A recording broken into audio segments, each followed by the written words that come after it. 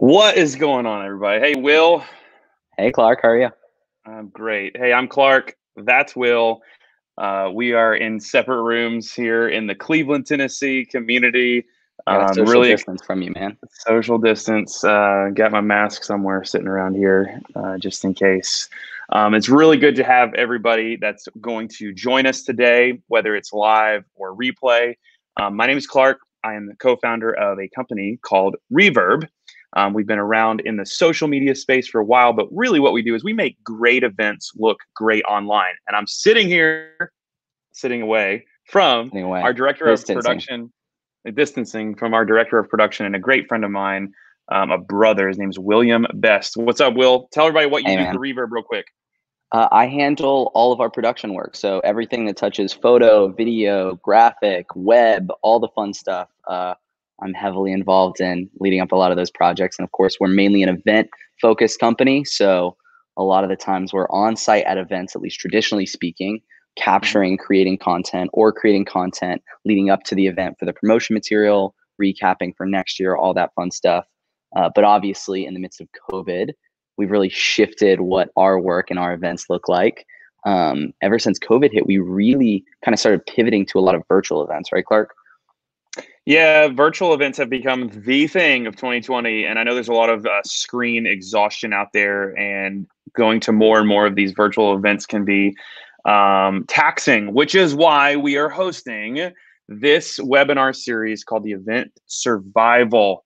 It's a webinar series that will help you keep your event top of mind, crystal clear messaging using the greatest technology, because we know one thing, and that is you want your event to look great online. And what does that come with? It comes with influence. It comes with retention of your customers and your clients. There's so many reasons why you need to be doing great things with messaging and technology when it comes to your events that have now gone all virtual. And this is a day that's all about that. We actually are going to jump into two case studies in this first webinar of the series. And we're going to be discussing with two special guests their events and how pivoting, that's the big word of the year. I think that's going to be the word of the year. The word of the year is going to be pivoting. We're going to vote that in right now. How they pivot from a large in-person event ranging from 200 people to 2,000 people in these two case studies to a virtual experience without losing engagement, without losing revenue. What other context would you like to give that, Will? Man, you hit it. And I think revenue is really one of the biggest things. We work with a lot of organizations that scale in a lot of different sizes, all the way from international multi-million-dollar organizations we work with, all the way down to the small local business in your local hometown. And I mean, at the end of the day, the reason we have events is to connect with our customer base. And ultimately speaking, that has to lead to revenue in order for us to continue to grow our organizations. I'm not saying money's like the end drive for every single organization.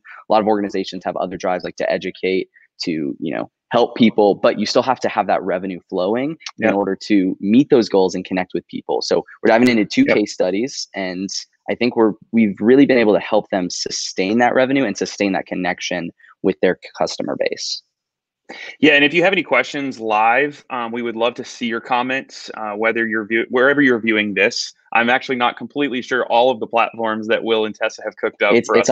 It's on Facebook's, like RVRB's Facebook page, as well as the OG Clark Campbell's personal Facebook page. I hacked into your account. I hope that's okay. There you go. We're there. If you have questions, we're going to be at least monitoring them and trying to answer them. We hope to really, really provide a lot of value. The first case study, I'll tell you about the second one. Real quick, it's Healthy Steps Nutrition. We're going to get there in the second half with Nicole, our friend Nicole from Florida. We just produced a virtual event with her. But first, we're going to go to Lee University. We're going to introduce you to the Vice President of Enrollment, Phil Cook, in just a couple of minutes. But this event happened right as RVRB was standing, the call for this event happened right as we were standing on the SEC championship basketball court in March of this year, looking at events being canceled. And we sat there and we were like, oh my goodness, what are we going to do now that that in-person events are disappearing? Like, what are we going to do? And right after we got back, We got a text Well, message real quick, I think that was the moment it became really real for us. Like COVID was something that had kind of been ramping up at the beginning of this year. We'd had a really strong January. COVID was present, but it didn't really sound present in January. And then we kind of, in March, we were standing in Nashville at a huge athletic event with millions of dollars of revenue, hundreds of $1 millions of revenue. And it was all of a sudden canceled within the first day. Yeah. And we were just like, we had to have a pause and like, we're going to be okay. And then just 24 hours later, after we got back, I started getting flooded with calls. And this was one of the calls. It was, hey, we need help pivoting. And this was a very big team effort you're going to hear about in just a minute. But Lee University, it is one of the largest and best, incredible, extraordinary private institutions in the state of Tennessee and even across the country.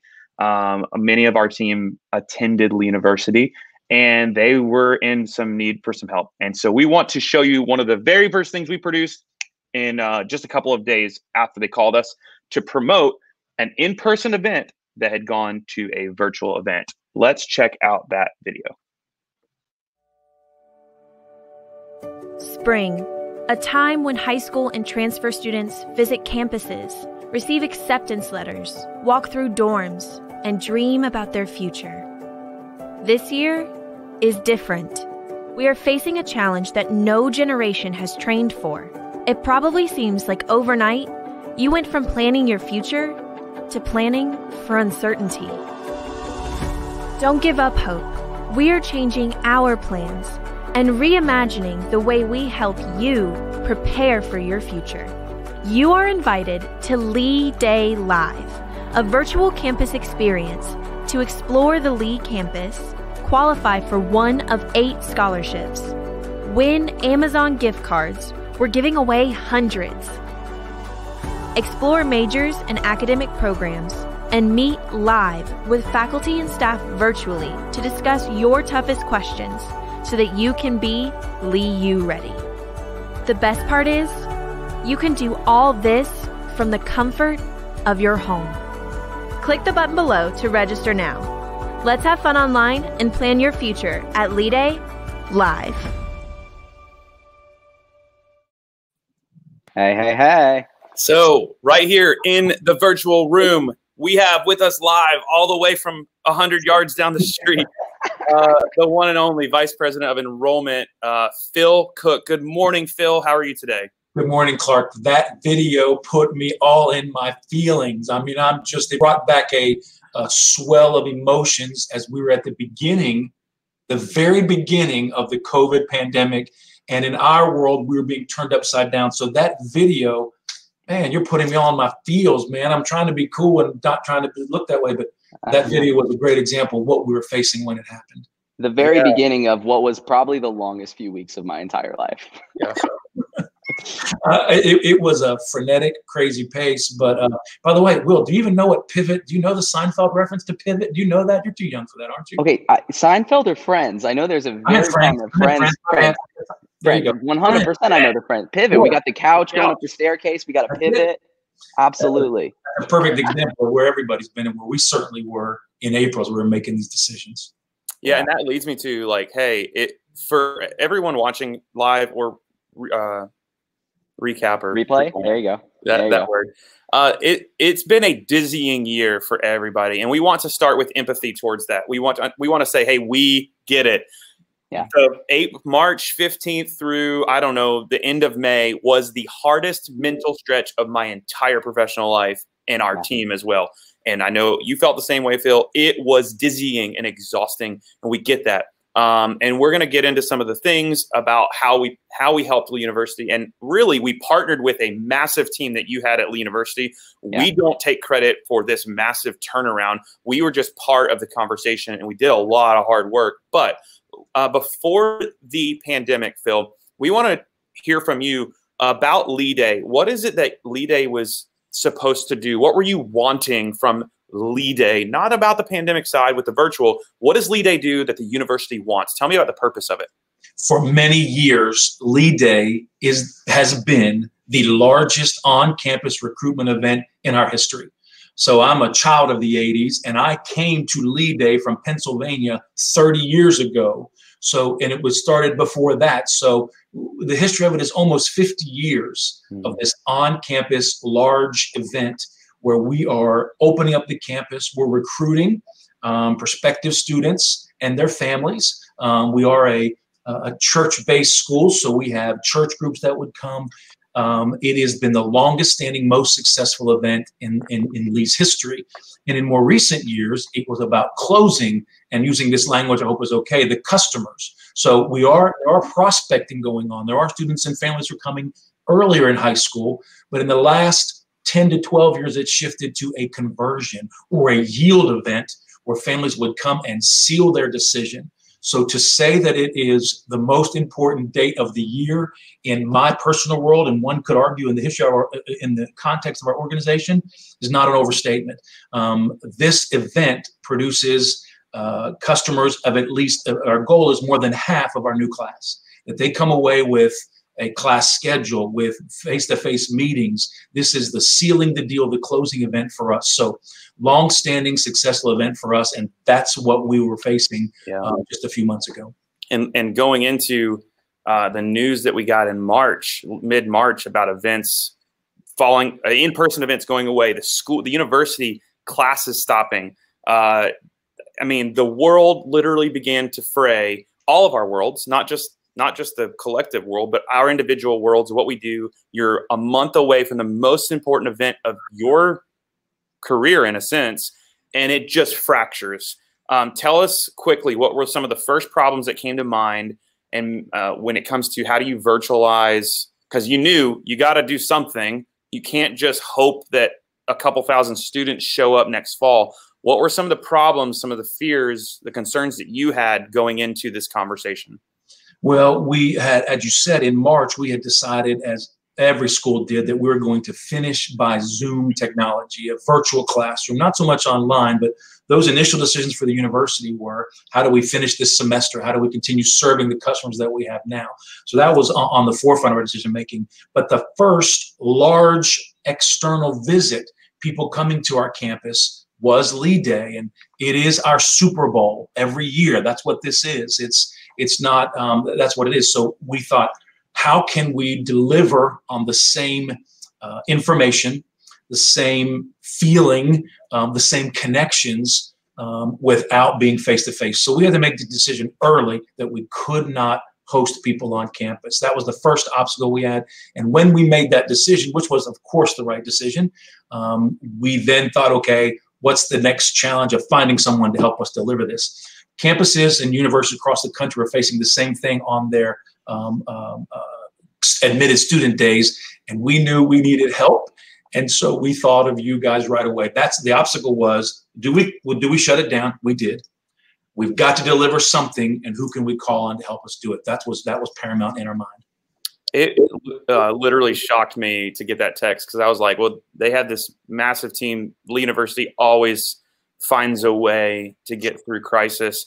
And when you were like, hey, can you come sit down with us? I thought it was going to be a conversation about a couple of videos and a little thing here and there. But I think we have a screenshot of the actual spreadsheet, or maybe the whiteboards. I'm not sure what we have queued up first, but the room full of, so here's the spreadsheet that we had to develop this plan around. And it came through meetings after meetings after meetings. And what we ended up doing, we're going to really quickly describe, is the word gamification. So one of the big problems is, how do you get people to actually attend an event? How do you get people to actually show up at a virtual event? Because most of us are out in the front yard playing with the kids during the pandemic, or we're chasing something through the house, a kid probably. Something's going on, and our attention is left and right. So how do we get people to hone in and pay attention to what Lee University has to say?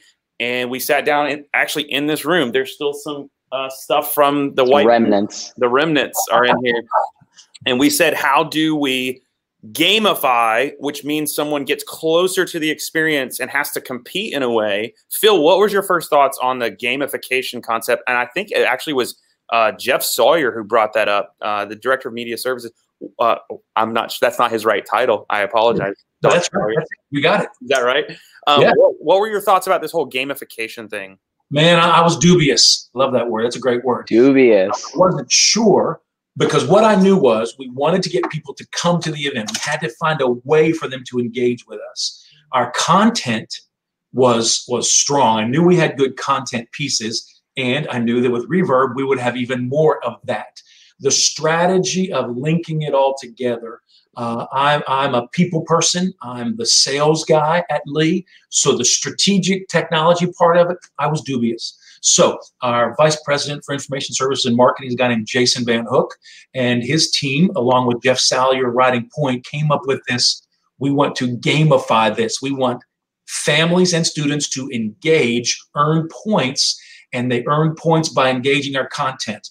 Q&As with our president, meeting with faculty members, taking a campus tour, getting into the buildings with brand new video content that you had produced. And then they would engage and play this game. And so when it was described to me, I like playing games. I'm a game guy, but the technology piece of it was the big challenge of it. So when we got to the strategy part, this became the critical component for us to get our customers, if you will, our students and their families to engage with the content. So we had the challenge of content production, and the end result for us as far as a customer step in the process to get a class schedule and or apply for admissions even at that late in the game. But then third, engage in this game. And the game was the way that we got it done. Yeah. I think one thing I want to say really quick is on the gamification front, we knew pretty early on, and we talked about pretty early on, the fact that this couldn't just be another live stream. Now, like, live streams are great. Like, we're literally doing a live stream right now. They're awesome. However, if you only have a live stream for your main event, you don't really have a good engagement point for your main customer, your main viewer, your main consumer. And so, like, on the Lee front, it was this gamification model. On the HSN front that we're going to talk about later, it was a little bit of a different model, but we need something more than just something to consume. We need a way to be able to engage. It was a tangible way for us to see that our customers were with us. Yeah. And man, first time I've done this, and I'm a middle-aged guy now. I don't know how to measure these things, but our response was extraordinary. And so in that regard, the strategic decision at that point to do the game was the right decision for us. If you don't mind, Tessa, throw up the and Tessa's behind the scenes. Producing produce stuff here. Tessa, if you don't mind, throw up the war room that we had. I want to talk about that for just a second.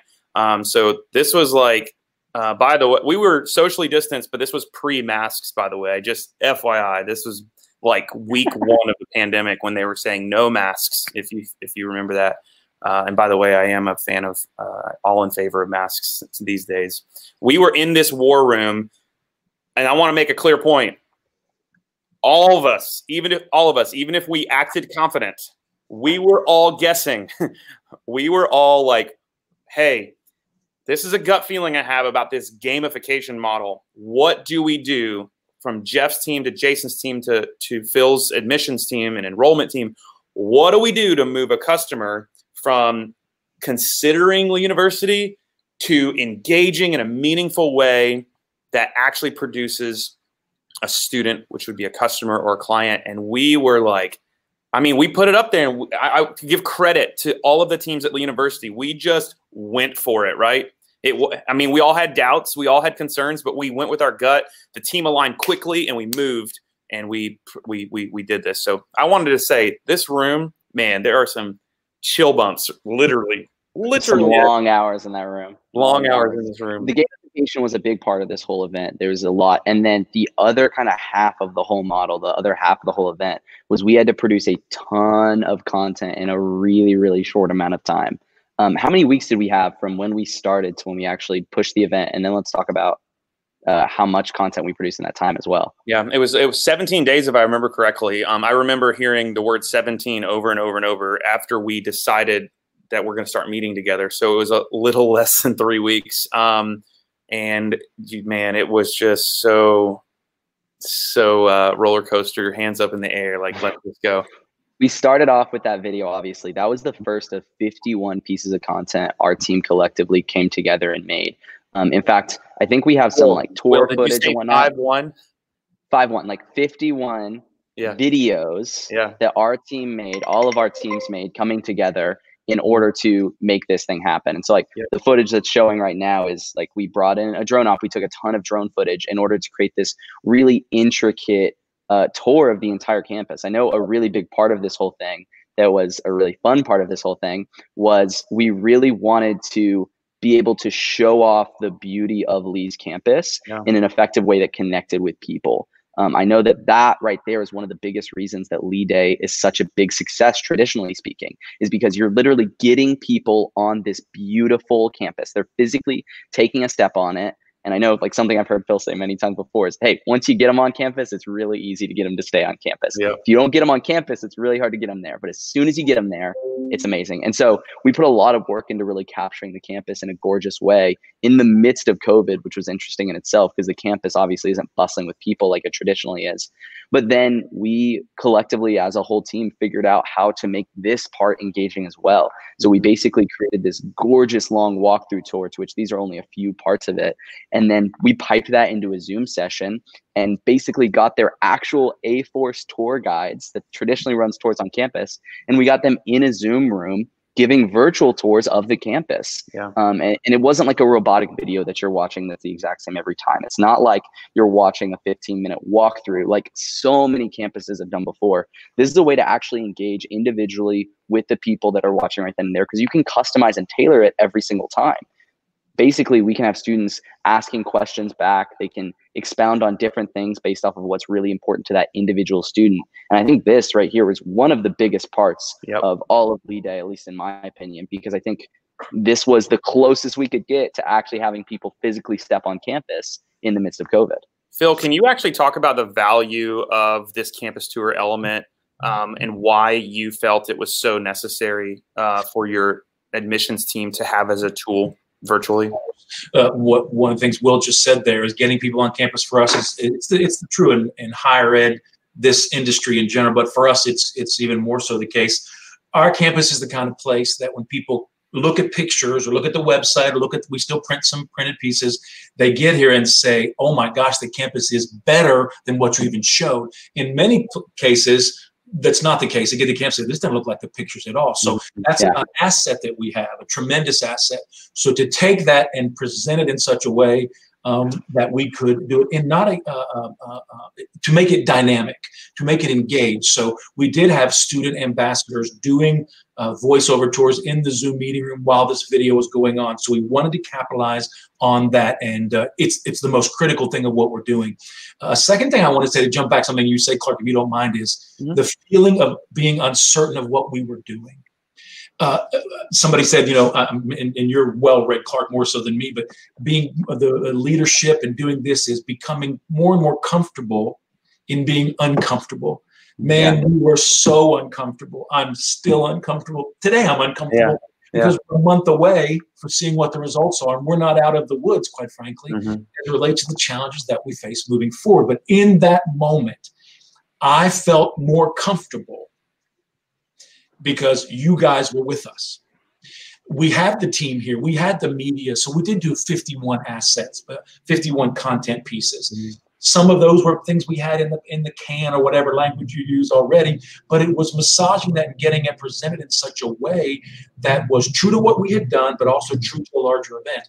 And the new pieces that we did, the things that we produced, the Q&A that we produced, a finale show, an opening kickoff show, those were all new things that we had not done before.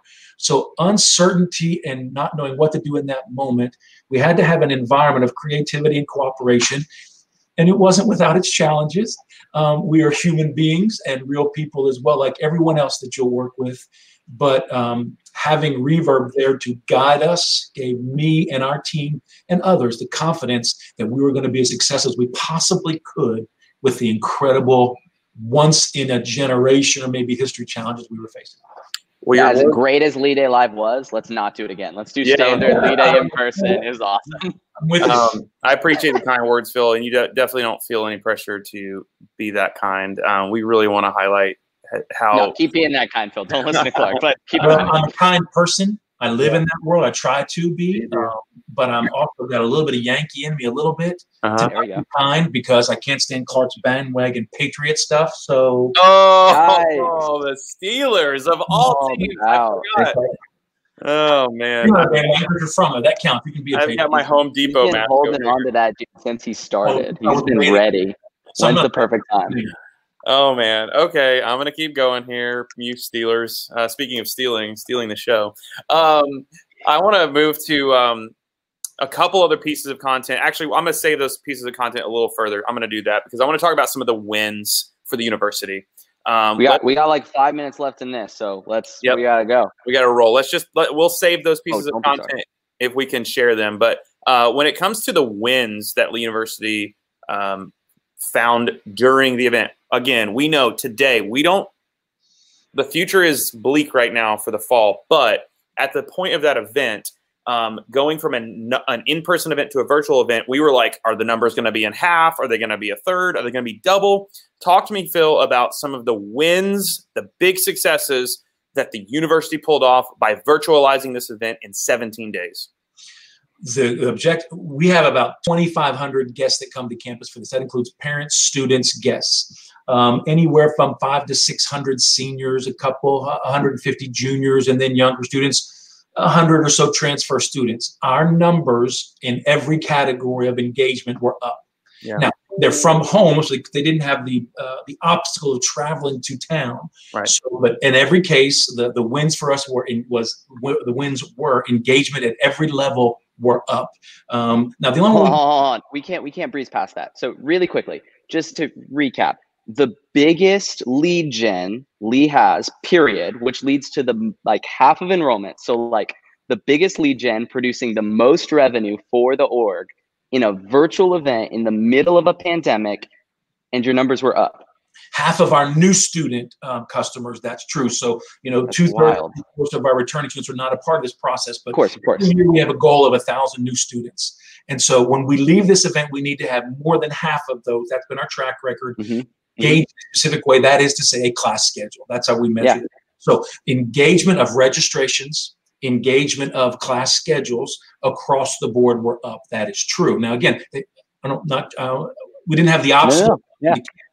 But it doesn't matter. They were still engaging with us. So that's a win in terms of participation, of registrants, and then of the final step of getting our customers to take a final step. Now, we're getting into the data as it results to what kind of leads they ultimately be for us of coming to campus, but that's secondary. In that moment, our engagement was up across the board, except for parents, because we couldn't measure them. We don't know how many. If I'm sitting on this screen and mom and them are with me, well, we couldn't measure them, but we know they were in the room watching because we heard. Yeah, and early class selection, ECS, that's like your biggest indicator, and ECS was up from the prior year. It was, and that's something that I've been saying for the past few months. When we're looking at our data, when we look at our numbers as we project to the fall, the best number that we have this year to keep me, give me a little bit of sleep is that early class selection number. Because, and by the way, really quickly, the technology piece of that, to do it by Zoom, it went really, really well. So we wanted to have our team, our extended team, that is our faculty, which is, we say is the best part of our campus, right? Connect to a student and make an engagement through the screen and say, you should be here. You should come study history with me. You should come study business or nursing. And I'm the kind of person going to care about you. That was a successful part of what we did as well. And we used a lot of that, actually. Like, it wasn't all this highly produced, gorgeous stuff. Yeah. Like, we used a lot of content kind of like this that was just Zoom calls based off of the individual academic sections of the school. So the business department, they hosted their Zoom and were able to connect with their students. The religion department, they hosted a Zoom and were able to connect with their students. And that was just kind of cool to see, like, the scalability of all of this content. We had some really gorgeous, really high produced content, but we also had a lot of content that, quite frankly, just kind of looked like that. It was a bunch of Zooms that were then distributed to the students and gave them the ability to connect. I love that last picture. It's our dean of the School of Religion. Looks like he has a rap studio too, doesn't he? Like he's bro, he's going in. He's ready. Between advising sessions. He's ready. Okay, it's 11:29. Clarkville. I just want to put a bow on the conversation. Some of the big things were that the programming had to be readjusted. One of my favorite quotes to this whole season has been, "In crisis, creativity thrives," and we had to, all of the team, get super creative and rewrite the script, even though the messaging and the theme was still on point. And even though we knew that seeing the campus was important, we couldn't just take a bunch of videos and just post them online for people to view like a PDF. We needed to have an immersive experience. So we had to reprogram the entire event. And the second point I want to make, and I'm done, is that it doesn't all have to be live. You can pre-record a lot of content, and we'll talk a lot about that in a minute. Yeah. And we were honestly, I think we were kind of against that at first, but then we learned a huge lesson. You can control way more of the quality if you pre-record most of it and reserve the live elements for the things that are most important. That's it. Phil, any last words? Thank you very much. I appreciate the opportunity to come talk about it, and wish you guys well in all you're doing. We couldn't be more proud of you guys. Thanks, Phil. We're so happy to partner with you. Appreciate you, Phil. Thank you. Thank you, Lee University. We're going to move on to the second case study right on time, which is shocking. Amazing. This is incredible work, Will and Tessa, and Abby, who is across the table in this room, too. She's making sure this room stays under control. I don't lose my mind in here. A wild room. We're going to move to another great friend, Healthy Steps Nutrition, our friend Nicole. She's in Florida. We're going to introduce her in just a second. But we actually just returned from South Florida, which was a little scary and crazy based on some of the news reports. But we had to help her virtualize an in-person event that used to be in person. We've traveled with her a couple places across the country and actually to Sweden. Yep, this event's always in Chicago every year. Once a year, always in Chicago. And she is very active and renowned now in the CrossFit community. Dude, she is a high-level authority. She's a high level in the CrossFit for nutrition. And she also owns her own CrossFit gym with her husband, Jason, in Florida. We won't get into all that just yet. All right, too much talking. We got an intro video. Just play the video. Here we go. At Healthy Steps Nutrition, we believe something as fundamental as nutrition shouldn't be complicated. Our mission is to empower gym owners and coaches to feel confident when talking to their clients about nutrition. This goes well beyond a challenge or an informal conversation. You really need a comprehensive nutrition program. In 2020, we hosted our first ever nutrition business virtual workshop. There were gym owners and coaches around the world that joined us live. We talked about marketing, bridging the gap between the problem of all this misinformation out there and the solution you have within your gym. We talked about member retention, fad diets, and of course, scaling your business beyond the walls of your gym. I'm so confident this is going to help gym owners that we've decided to give the presentation and application videos to gym owners for free. Click the link below to access now.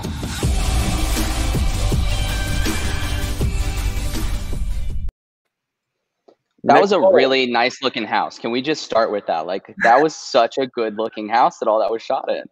And look at the studio. She's live from her house today, even though we're not always live on all of our virtual events. She's live. Hi, Nicole. Hi, guys. How are you doing? Doing awesome. First, that lead video made me want to go to school there. So good job.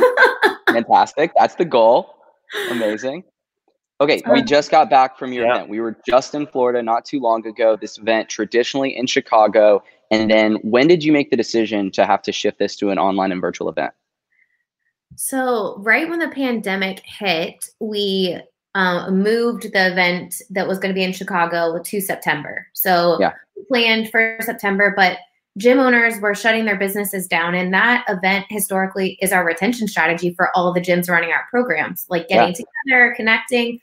So I didn't want to wait till September in a time that gym owners needed the most help now. And someone down here who had a studio said, hey, we have this studio. You're welcome to use it. Yeah. So then the next call was to you guys. All right, how can we make this thing happen virtually? And then we did. Amazing. So traditionally, we go with you to all of your events. We're in Chicago a lot. We've gone to the CrossFit Games once before. We've even gone to Sweden. In fact, so what's showing right now is traditionally what we kind of do for you. We make a lot of these beautiful sizzle pieces. They look really, really good. And we really track your journey along the event and kind of just show what's happening. So we're not handling a lot of the programming with you. Really, we're going physically to a location and just capturing a lot of this beautiful content. But obviously, we had to super flip that on its head, because now just us, our team, and the studio that's on site, we had to basically program this entire event, polish it, and put it online. What was that experience like? I'm a control freak. I'm sure you guys know this. So I like to be able to make sure everything's good. And everything was so out of my control. I didn't know what you guys were talking about. It was a completely different language to me. So I was like, okay, I'm just trusting you guys to make it happen. And I was so confident in everything that you guys had done for us the year before. I was like, all right, well, they're going to make it work and we're just going to run with it. And I think, Will, what stands out to me the most is the communication between us the entire time leading up to it. So it wasn't like previously, you know, you guys show up and we get everything done and we have kind of a plan. It was, there was so much work to make it all look good. And I've never presented the way we presented. So there's so much more prep for this event than ever before. Yeah. I think, go. What is the big desire that you want out of a virtual event or an event, Nicole? Like, are you trying to get new leads? Are you trying to get people to pay you? Like, what are you wanting out of these virtual and in-person events? So I think for every event, it's slightly different. For the Chicago event in particular, it's member retention. So it's a way for us to connect, give new content, reconnect with the people that are running our program and that trust us to help them build their nutrition program. So that was the original, you know, goal of Chicago, right? Like, it's an annual touch point with your customers. Exactly. And just a really fun way, like we're an entire virtual company and like we don't get to see each other. There's something different between this and you guys being here in person, right? Mm-hmm. So when you go to the games, it's all leads, right? It's a new customer base that's never seen us before. And what works really well with social is you guys make it look so good. And then everyone's excited to come to the next one, right? Like the next event, or they want to be at the next webinar that we do. So, you know, for every event, it's a little bit different. Chicago in particular, it's member retention. Throughout the whole process, though, we realized, okay, some of this content can help gym owners in a time that they need it most. I mean, right now, there's so many gyms that are shutting down for the second time that barely survived the first time of being shut down. So could we use the main content and just give it away for free, which is what we've done now. So now it's a lead strategy for us. Well, I think that's a super cool part is we kind of sat down pretty early on when it's like, all right, we're going to take this event, we're going to put it online, we're going to make it virtual. Me, you, Clark, a few other people, we hopped on a Zoom and we really kind of had to have a conversation that was, what's this going to look like? What are going to be the goals of it? What does winning look like in this situation? And how do we want this content to be super useful for right now, but then also be able to be evergreen content that you can use for a long time coming? One of my favorite things about virtual events that we've experienced so far, and there's a lot of things I don't like about virtual events, they're really hard, but one of the best things about them is you're able to create content that can stand a lot longer than an in-person event. When you're running an in-person event, it kind of starts and stops. And even if you're like capturing it and doing a replay of that event, the event was tailored for the people that were physically in the room. But what we were kind of able to do is take a step back and say, okay, how can we tailor this event in a way that the content stands a lot longer than just a Friday that the event is actually kind of being premiered? And so a part of that conversation, and Clark, we kind of talked about this a little bit earlier when we were talking with Phil, but a lot of times people run live streams kind of like this for a lot of their events. But we kind of early on said, okay, do we want this kind of whole thing to be live? Do we want this whole thing to be pre-recorded? Do we want kind of like a merger of the two? And that was like a super large part of our conversation kind of early on, is the pros and cons and the difficulties of all this fun stuff. Clark, can you talk about a little bit of the conversation there? And then let's after that talk with Nicole about like what was the actual creation of that content like? I think at the very beginning, we went into this call with Nicole saying, well, we need to tell her that it needs to be pre-recorded and we'll just play it all live, that kind of thing. And the first conversation we had with Nicole, it was like, well, no, I really want to do all this live. I don't mean to put words in your mouth, but I'm pretty sure that's what I remember Nicole leaning towards, like, well, we have a studio, why not just do it all live? Yeah. And we couldn't predict what was about to happen, which I'll let Nicole tell you what happened. But we weren't even thinking that as a reason. We were thinking the reason we wanted to do pre-record a lot of it was for the simple fact of just better production quality. You can control more pieces. But then makes the day of a lot easier. Yeah. What happened, I guess, the day before, if I'm not getting too far in advance? What happened the day before in Florida? Well, and so kind of what we ended up doing is we pre-recorded a lot of it, and then a lot of it was live. So we kind of going back and forth. The main sections, the main keynote aspects were pre-recorded, and then there was live conversation about the talk happening in a studio. Okay, so then, Nicole, kind of what happened day of? Yeah, so that was a really good idea, and you guys had mentioned it, and I didn't go into the conversation thinking I wanted to pre-record anything. You're right, and then I was like, okay, they're telling me this, I should just trust them. They're the experts. I just need to do what they tell me to do. And then I was thinking of our church, and they do the same thing. They pre-record the main stuff and do live before and after. So I'm like, okay, this model works. Let's just not reinvent the wheel here. Let's copy it. So the plan was for Ashley and I, our director of nutrition education, to be live talking, going back and forth. Whoever was doing the recorded presentation go on, and then us talking again at the end. So I'm on a free call with a gym owner, and the guy who runs the studio calls me, and I'm like, oh gosh, this is not going to be good. Like, cases are skyrocketing right now in Florida. Something, I like got a pit in my stomach when I saw him call. So call him back. He's like, this is the worst call I can give you. I'm like, oh no, this is not going to be good. And he basically said, hey, someone, tested positive and you can't come here, and we have to postpone the event. I'm like, well, there's going to be hundreds of people on this live event, so that's not an option. What is the other option? And we kind of Nicole's not telling the story well. She was like, no, that is not an option. That is not happening. We're going to this event. I was like, that's not really an option. We got approved to be a CrossFit preferred course. There's going to be this big announcement on this live event. Like, it wasn't going to happen. So he was like, well, I don't know. And we kind of went back and forth. And finally we came to a conclusion of just I will go to the studio so that we can get this thing live. And the original plan was for all of us to be in the studio. So you guys catching behind the scenes, Will to be there just in case something were to happen with Pro Presenter, whatever the program is that you guys know way more about than I do.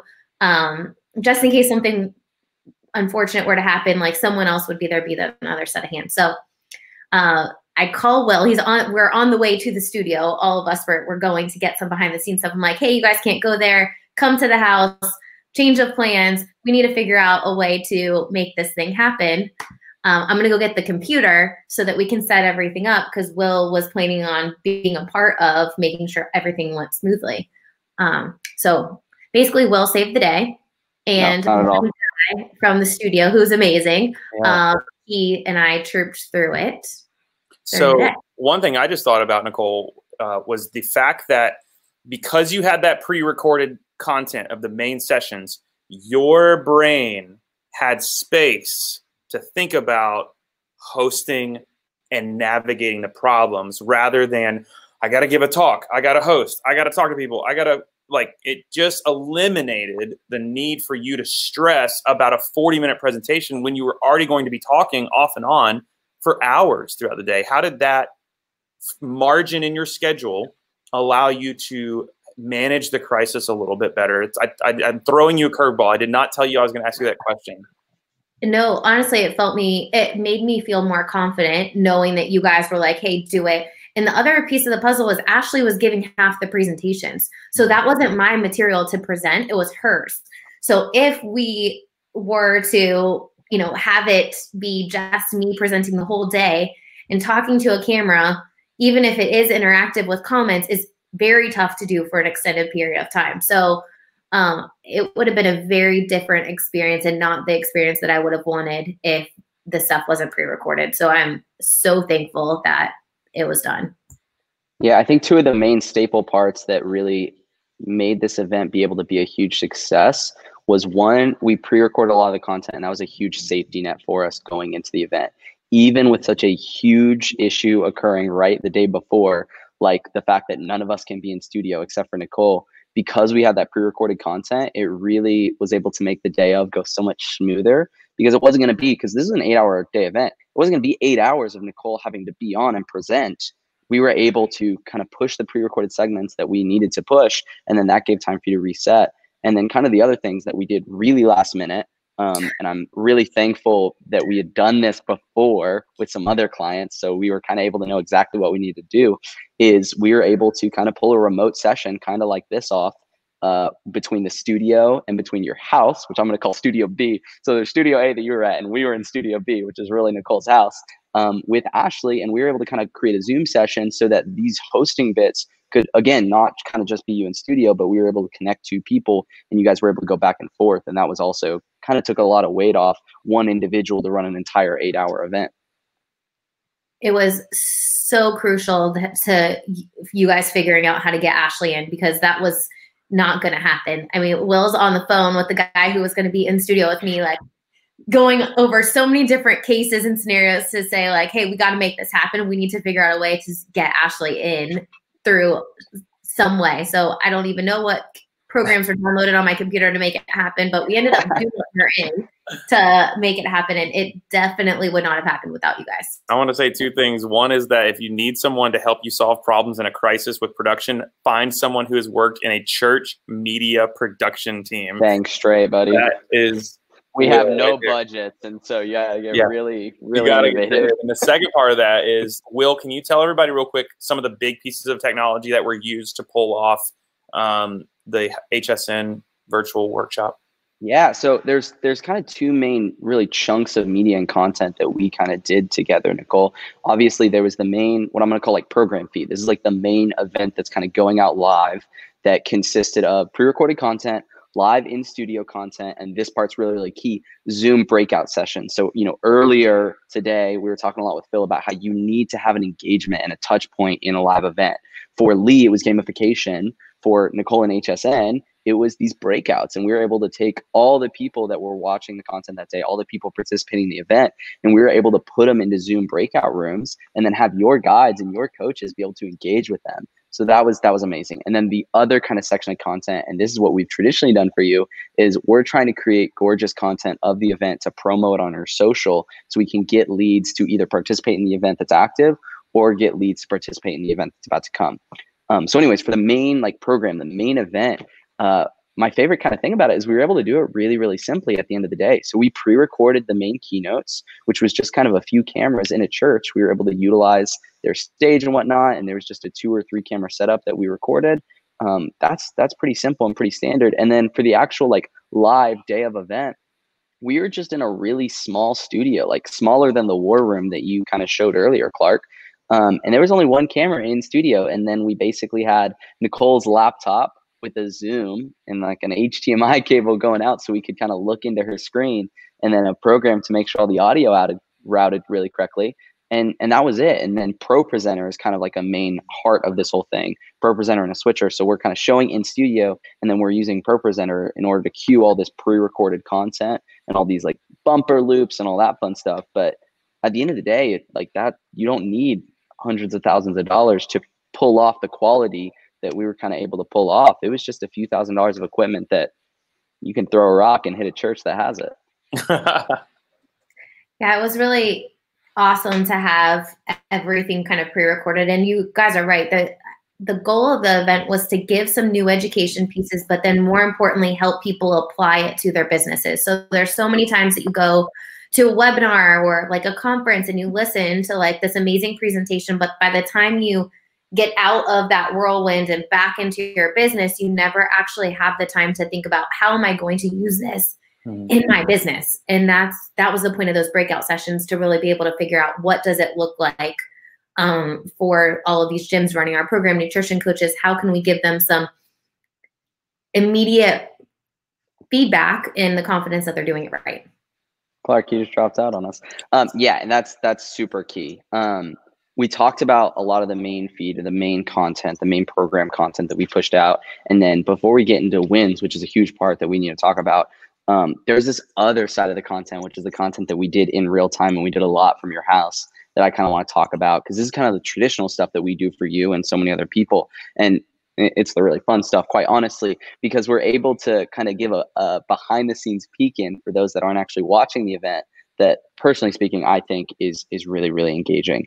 So before we even talk about it, actually, I think we have a piece queued up that was, we have 2 pieces that we're going to show today. But this first one is kind of showing our really quick pivot and how we kind of set up in your house. We're really telling the story of the journey that we're all going on together for the people that are either participating in the event or not, but are in your tribe of people that follow you. So let's watch that video really quickly.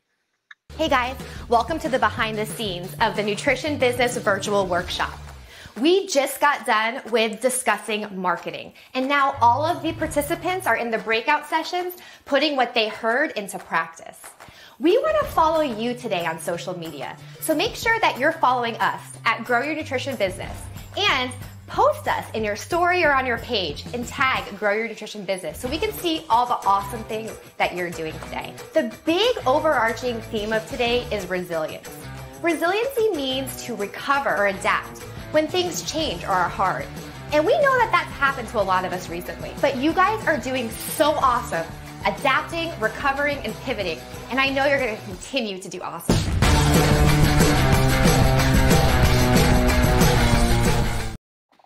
Resilience, adapting, recovering, pivoting. There's a theme going on here.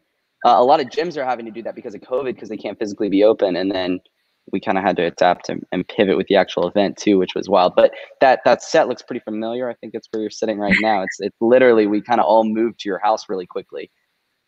Yeah, it honestly, and Ashley, the person that you guys just showed, she's really the right-hand person to all this. And we worked so well together. And that was really what I was most nervous about when we had to split up. I'm like, great, I'm gonna have to do all this by myself. And you were like, we will not make you do that. We're gonna figure out a way, no matter what it takes, to get Ashley plugged in so that it doesn't have to just be you. And the really cool thing is, on Monday, so this event was on last Friday, a little over less than a week ago. On Monday, we had a group mentoring call, and no one even knew anything had happened. Like, you guys pulled it off so seamlessly that it was like we were just going in there. So didn't know that our world was on fire.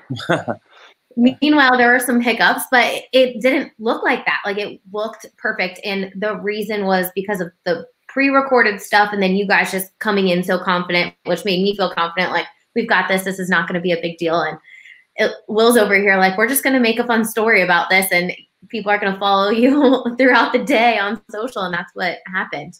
Okay, speaking of fun story. Yep. Well, speaking of social, I want to give you two. You're going to hear about these in a free PDF we're going to give everybody today. But I want to tell you about two incredible reasons why having that second screen content is so important during the event. Number one, when people are watching this virtual workshop, business workshop for Nicole, what are they doing? They're probably watching and looking down at their phone, watching, looking down at their phone. And if there's any way when I look down to also see behind the scenes content of what's happening there, my brain, the little piece of corner of my brain about Healthy Steps Nutrition, the brand part about you, I'm going to be even more engaged with and excited about, because you've hit me in two different places. That's why having a commercial on the TV and also connecting on social media is so important. And the second part is, those who are not attending, there's this thing that I love and hate to talk about, and it's called FOMO.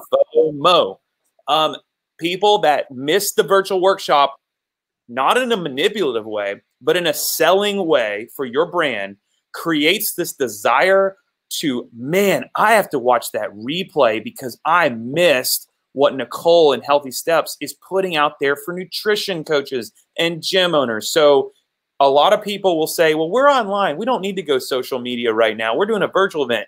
It is even more important right now than ever before to have this second screen piece of content. I just wanted to throw that. It's another touch point. It's another way to connect. And at the end of the day, really all FOMO is we have an innate human desire to want to be a part. And so really all that is trying to connect with people and say like, hey, this is something that you can and should be a part of. And I think like it's so cool when you pair that, when you pair the concept of FOMO that a lot of people think is bad with an organization that's doing so much good. Like, we haven't even really gone into what Nicole does, and it's so good. Ultimately, she's trying to educate and teach people about health and nutrition. She's trying to make people have better lives, have more energy in their life, have healthier lives, to live longer, to connect with people longer. Then she's doing all that through CrossFit, through gyms, exercise, health. Like, it's so wholesome what Nicole's doing. And then we're able to leverage things like FOMO, which people like sometimes think are traditionally bad, but they're not. We're able to leverage trying to connect with people to a mission, to a cause that is so good, I think. Amazing. Okay, one thing I wanted to show really quickly. This is like my favorite part of the whole event. Was we knew that we were in crisis, and we knew that we were having to pivot really, really quickly. And so we really wanted to lean into that and show the funniest story of, I think, the whole event. So we'll play that. You don't have it? Hold on. No, we do. We do have it. Oh, no, it's not in here. All right. I'm going to upload this while we're talking. Let's talk about some of the wins. Yeah. Talk about some of the wins from Nicole. Tell us that day, big picture, what did you walk away with from a success metric point of view? Well, first of all, everyone had an amazing day. Like everyone, the mentors were like, we have to do this again. All of our clients were like, this was amazing. We had so much fun. We learned so much. And the content's evergreen, so they can go back and watch those main presentations again. And, you know, watching something for the second time, you're going to take something else out of it. The other cool thing that we didn't even talk about is Tessa built our entire workbook that people could go along with and really use to apply the information. And we're not graphic designers. The stuff we make is super amateur hour. And she made some really cool stuff, us laying out, hey, this is a Google Doc of what we want in there, make it look awesome. And she did an incredible job. So that was a cool. Take that a step further and further brag on Tessa for a second. Not only did she make it, it was gorgeous. She actually made it in a way that you guys can take it and it can live on even without us. Like we made it to where you guys can go in and you can change the copy. We used Canva so you guys can shift around graphics so that moving forward, like a lot of creative agencies, a lot of creative people, they basically make these beautiful things, but it's locked. You don't really have access as the end consumer to go in and utilize it past its original intent. But with that, you guys can take it and you can use it for years to come. You can change out everything about it and not have to rely on us for all of that. Absolutely. And it's funny, I was just emailing it, and you know, when you do cool stuff like that, people just want to work with you more and just want her to just do the work, you know, more. So I was just emailing our team where we just released a standalone course. I was like, hey, build it in a Google Doc, and then we'll just have Tessa make the entire workbook for the course, like she did for this one. So, you know, I think, and I've learned this too, giving a little bit more than what you originally intend to give is only going to help build the relationship. And she did put so many graphics in our Canva account that we can use so that the branding is consistent and we don't have to rely on you to keep our branding consistent, which is amazing. Absolute legend. She shined so much during this event. It was so cool to see. I hyped up this video and we're going to freaking show it. So it's uploaded. This was the funniest part of the whole event for me. My wife is at the recording studio and she is there by herself, and we are taking a bunch of food over to the studio so she doesn't get hangry in a little while. I feel like an Uber driver right now. Uber Eats. My wife doesn't know how to fail. She pivots better than anybody I know. Homegirl better tip me well. Hi. Can I get a kiss, please? Oh my gosh. You're not allowed to kiss during COVID, Nicole. What are you doing? Oh man, you have an incredible team, Nicole. I mean, your husband is. We got to spend some really quality time with your family, and we really appreciate all that you're doing, not only for nutrition coaches and gym owners around the world, but for people like me who are joining. This is not a pitch to join Nicole, but okay, it could be. We are about to become this week clients of Healthy Steps Nutrition so that our family can eat better, live longer. So what you're doing is kind of spilling out into the real world right now, especially in a time that it's so incredibly important that we take better care of our bodies. And we're sitting and staring at computer screens more than ever before and eating like trash because we're all stuck at home and stuck in one place. But even through the midst of a pandemic, you figured out how to continue to help people. You don't even have to be in person to help people. Like you said earlier, you have an entire virtual company, which really feeds into all of this, to where you're able to connect with people on a regular basis in order to help improve their lives. And at the end of the day, like, you're improving people's lives, and that's amazing. Yeah, we like aligning with people just like you, Nicole. The last point I want to make about what Nicole did and taking the leap to take her in-person event virtual is that if you don't do it, someone else will. And even if you can't have the best technology, you have a message and you need to get it out there in a year that people are not going to events. They're not going to your event. You cannot let 12 months go by and you fall off their radar. You have to do what Nicole did. If you have an event, you need to virtualize it. Is it important, Nicole? Tell us as we wrap. It's so important, right? Like, we're getting hundreds of leads because people are wanting that content because they saw it from what you guys are pushing on social media. So that is a really cool piece of the puzzle. But I think going back to it, your stuff has to look good. If you want people to respect you and see you as the expert, you have to have quality stuff. At some point, you have to shift and start investing in your own event media. And I can't thank you guys enough. Like, you guys, what Phil said, you know, making him feel comfortable and confident, knowing that, you know, season of so much chaos, like we have you guys to make it work. And that's literally exactly how I felt. So you guys are doing incredible things. I'm excited for you to come back next month to set up a studio here so that we can ship all of our content to you more regularly and you do more work for us remotely. So that's one more thing I want to say and hit on, because I think this is another really, there's a lot of hard things about the season that we're in. A lot of really hard things, but there's some positive things there too if you look closely enough. And so one thing I want to really quickly hit on is traditionally this is something that you do in person. And while you have a virtual entire company that's virtual, you do these events in person. But in the midst of having to pivot and virtualize and digitize all of this content, it actually did something that was super cool for your business, because now you have this product that is way more accessible to the world. And then through your relationships and through your partnerships, you're able to further capitalize on this content that's even more accessible. You're able to partner with CrossFit as a CrossFit preferred course, which is amazing. And then let's just take it to your business for a second. That was huge for your business, because I think you generated over 500 leads from this partnership with CrossFit that if this was a physical in-person event, wouldn't have been as possible, right? Yeah, we partnered with CrossFit for a complimentary thing that we did with Green Beret Project to help underserved communities. But then we also partnered with some big companies in CrossFit that also serve the same population, our ideal clients. A lot of these companies, we have mutual clients. So we wanted to get them exposure, which was really cool. So you guys made bumpers for them. We had calls to action in there. So we also worked with other companies so that this free content can get delivered to their audiences. So there's so many different things that we did with your help, of course.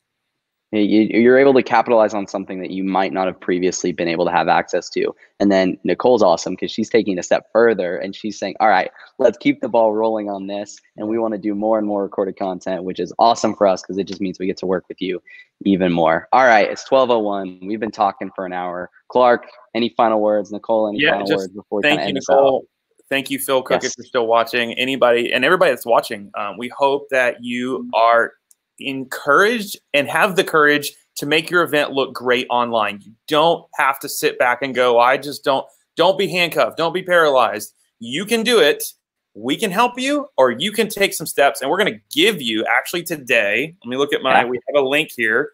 We're going to give you a free 5-step process, 5 simple steps to helping your event survive. We're going to give it to you if you've watched today. And we also have a link on the screen to go grab that. It's kind of just free help. There it is. You don't have to use us to make an online virtual event. You can still do it even as an individual, even down to a one person. You can still capitalize on a lot of the resources that you have. And this is something that's free in order to hopefully help you in that. I really do believe, and just to tell you the topics we cover, define what your attendee wants, create a virtual event program narrative. Actually, you got to read it. I'm not going to give you all that. You got to go read it. Go check it out. We'll send it to you. And last but not least, we have 4 more of these coming up. I'm just going to tell you about the one next week, July 21st, how to communicate effectively with your fans during a pandemic. So that's at 11 a.m. next week, I believe. Next Tuesday, I think. That's it from me. First one down. Big success. Awesome. Thank you, Nicole, so much for joining us. Thanks, Clark. We'll see you guys in a week. See you, everybody.